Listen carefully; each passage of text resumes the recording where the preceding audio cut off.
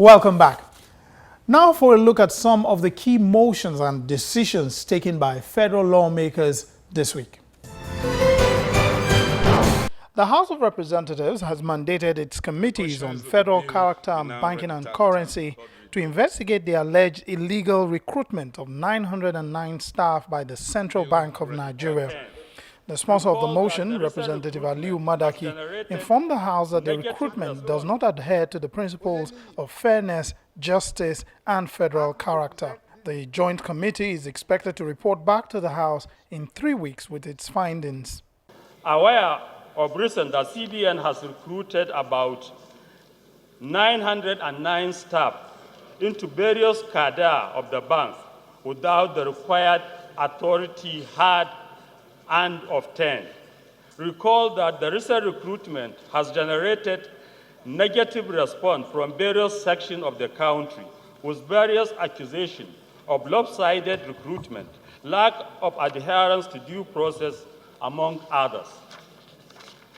Further aware that based on the available data on the recruitment exercise, there is a clear case of non-adherence to the principle of federal character as enshrined in our Constitution. Disturbed that the principle of fairness, equity, justice as enshrined in our Constitution was not respected in the recent recruitment exercise by CBN. Alarmed that sometime last year, when members of the public got wind of the secret recruitment exercise, the CBN came out and outrightly denied any such recruitment or plan to recruit. The House has also set up an ad hoc committee to investigate the disbursement of over 2 trillion naira intervention funds by the Central Bank of Nigeria. Considering the motion sponsored by Representative Ayodele Oladimeji, the House observed that the Central Bank has continued to intervene in various sectors of the economy without the expected development and impacts in those sectors. The ad hoc committee will also assess the impacts of these funds on the relevant sectors of the economy and report back to the House in 6 weeks. The House is also aware that CBN has executed and continues to execute various intervention projects in different sectors of the economy, running into over 1.233 trillion naira. These projects include: 1. Commercial agricultural credit schemes amounting to 200 billion. 2. Power and aviation sectors intervention fund amounting to 300 billion. 3. Micro, small, and medium enterprises development fund of 220 billion. The House is further aware that the above sums are part of the sum of 2.02 trillion set aside by the CBN as intervention fund for operators in the various sectors of the economy to access. The House observes that given that the CBN intervention in any particular sector is synonymous with a declaration of a state of emergency in that sector, it is therefore expected that there will be an expeditious handling of such projects with noticeable impacts. Meanwhile, the Senate has agreed with the House of Representatives to take over the legislative functions of the Kogi State House of Assembly, pending the restoration of normalcy in the State Assembly. The Senate has also declared that the impeachment proceedings embarked upon by 5 members of the Kogi State House of Assembly is null and void.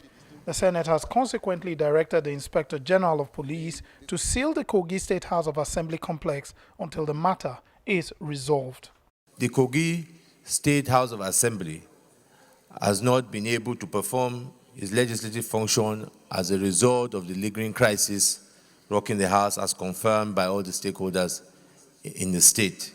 The House has been under lock and key since the suspension of plenary on February 15, 2016, as none of the groups has held any meeting in the shadowed members.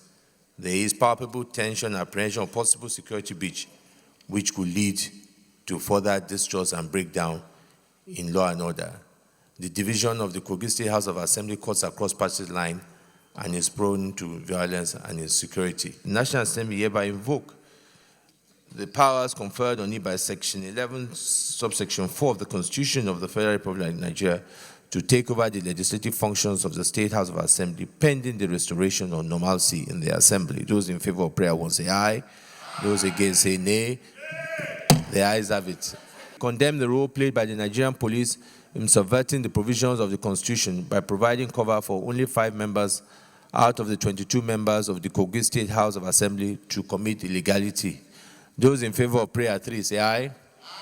Those against say nay. The ayes have it. And prayer 4, direct the IG, Inspector General of Police, IGP, to seal the Kogi State House Assembly complex until the matter is resolved. Those in favor of prayer 4 say aye. Those against say nay. The ayes have it. The bill, which seeks to amend the Electoral Act to incorporate the use of card readers, has scaled second reading in the Senate. The sponsor of the bill, Senator Tijani Kaura, in his debate, says making the use of card readers a legal initiative is important in view of the huge value it added to the 2015 general elections. He says card readers have been in use in many countries and has helped to deter electoral fraud. The recent judgment of the Supreme Court on the use of card reader, the opinions expressed during the judgment, and indeed the speech by Honorable Chief Justice of Nigeria were to the effect that the judiciary, and I quote, the judiciary interprets law as it is and not what the public critics feel it should be, unquote. Consequently, it is safe to say that the cases of card reader are unprecedented, as the card reader was used for the first time in the 2015 elections based only on the 2015 electoral guidelines issued by INEC. However, the card reader is not provided for the Electoral Act 2010, despite its novelty, and this was the rationale behind the ruling of the Supreme Court of Nigeria on that matter. This bill becomes necessary as amending this law will enable the Supreme Court to reverse its decision in future and similar cases. And in a bid to arrest the continuing decay in the educational sector, the House of Representatives is urging the executive to remit the statutory allocations for the first 4 months of 2015 to the Universal Basic Education Commission without delay. Considering the motion on the matter, lawmakers expressed their concern that the policy, which was introduced to provide free and basic education for the Nigerian child, is being hindered as some states have failed to claim their grants. The House is also urging state governments that are defaulting to contribute their counterpart funds so they can access the UBEC funds and make education accessible to the Nigerian child. Concerned that some states have failed to claim their grants since 2005, while over 58 billion naira of the Commission's funds idling away in the Central Bank of Nigeria unclaimed, yet states moan that they do not have money to develop the education sector. Also concerned that the lukewarm attitude of the defaulting states has been a source of worry to well-meaning Nigerians, as both conditional matching grants and non-conditional special education funds from UBEC have been neglected by the states. Disturbed that states like Abia, Benue, Cross Rivers, Ekiti, Enugu, Nasarawa, Niger, Ogun, Oshun, and Oyo, with an average of over 3 billion naira each, idling away in the Central Bank of Nigeria, have failed to access their allocation since 2011, despite the dilapidated state of infrastructure in the primary and junior secondary schools in those states. Lawmakers in the Federal House of Representatives are calling for the Joint Admissions Matriculation Board, JAMB, to return to the pencil paper examination system and discontinue the Unified Tertiary Matriculation Examination until the body can conduct the computer-based test effectively. In a motion that was considered by lawmakers, the House urged the Ministry of Education to, in the alternative, have the examination body make the pencil paper examination and the computer-based examination available for prospective candidates to make a choice. Many candidates who are not computer literate could not pass the JAMB because they could not operate the computers, although they are brilliant students.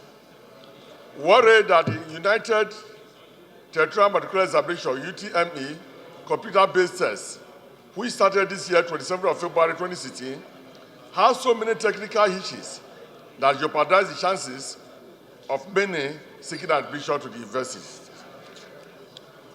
Further worried that already serious admission problem is rocking the nation because although JAMB receives huge allocation from federal government every year, yet they charge candidates all manners of fees, and majority of the children do not gain admission either because of the technical hitches of the computer-based tests or the post-UTME introduced by various central institutions. Meanwhile, the House has also summoned the Chief Executive Officer of telecommunication company MTN to appear before its Committee on Communication or face the possibility of arrest.